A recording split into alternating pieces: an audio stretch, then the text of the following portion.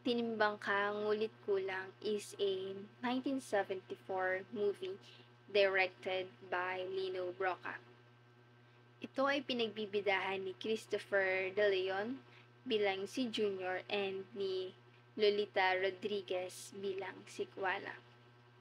Dito sa pelikulang ito makikita or sumasalamin kung paano ang mga politiko ay higit nating nakikita sa mga sugalan noong unang panahon at lagi nag-e-entertain ng iba't ibang mga kababaihan. Dito rin makikita ang hindi pantay na pagtingin ng ating lipunan sa mga taong mahihirap at sa mga taong mayroong kapansanan, lalo't higit sa mga taong mayroong kapansanan sa kanilang pag-iisip.